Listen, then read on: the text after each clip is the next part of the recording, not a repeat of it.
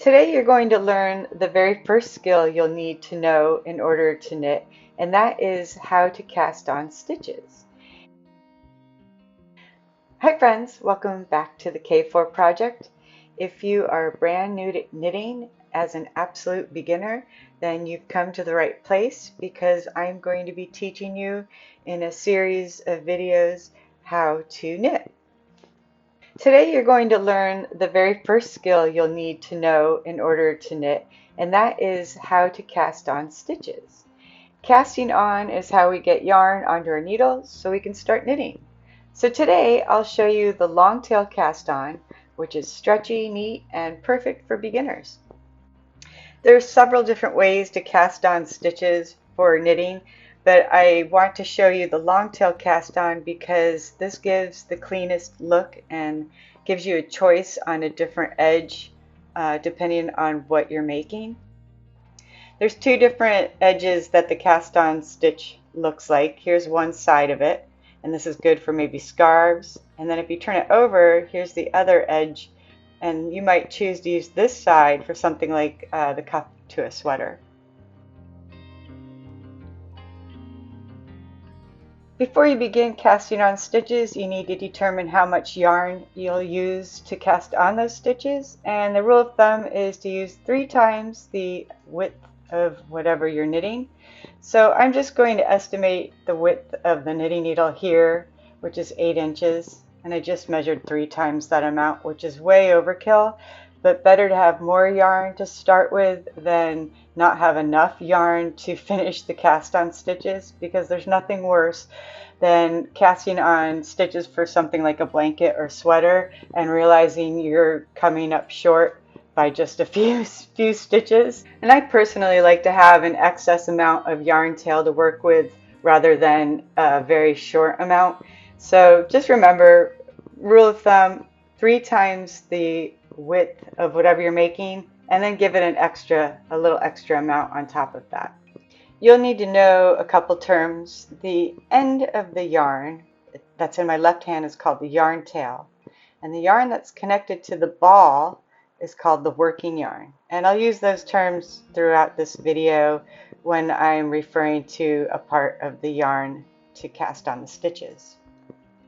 The easiest way to start with the cast on stitches is to make the first stitch as a slip knot.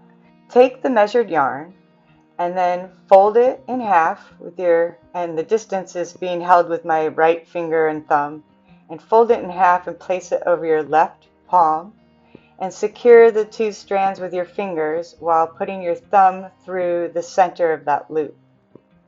And then with your right hand, put your fingers into the loop and turn it clockwise all the way around till you can grab the yarn that's to the right of my thumb, and then pull that all the way through, and there's your slip knot. Now place that onto the knitting needle. All right, you have your first stitch. Woohoo! Okay, now let's start the long tail cast on. Now you're going to bring your knitting needle under the yarn on your thumb and over the yarn on your index finger, and then take the needle back through the thumb hole loop,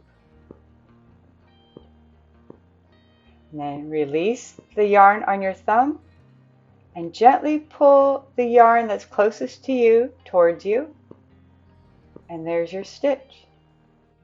Now we'll repeat. Tail end yarn over the thumb, working yarn over the index finger, needle goes under the yarn on your thumb and over the yarn on your index finger, back through the thumb loop, release the yarn on your thumb, gently pull towards you. Again, under the yarn on the thumb, over the yarn on the index finger, through the yarn loop on the thumb, release the yarn and gently pull. We have under, over, through the thumb loop, release, and pull. Let's talk about tension a little bit when you're casting on, and this goes for when you're knitting too. But as you are casting on the stitches, you want to make sure that the stitches are movable on the needle, like you can slide them back and forth. But it's also really important that the stitches are not so loose that they fall off the needle when you shake the needle. See, like that, they're not falling off. And so you want a tension that's like you see here. So check it on your own needle and see if you have it where it can be movable on the needle but not fall off, and then you know you have the right tension.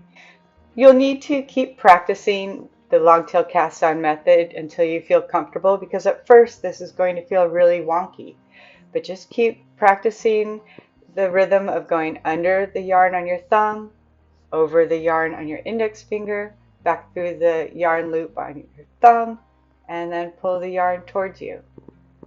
This is going to become a little more fluid the more practice you get. Right now, it's just trying to give yourself muscle memory of what you're doing, of under, over, through, off, pull. But then, this will soon become a lot more fluid.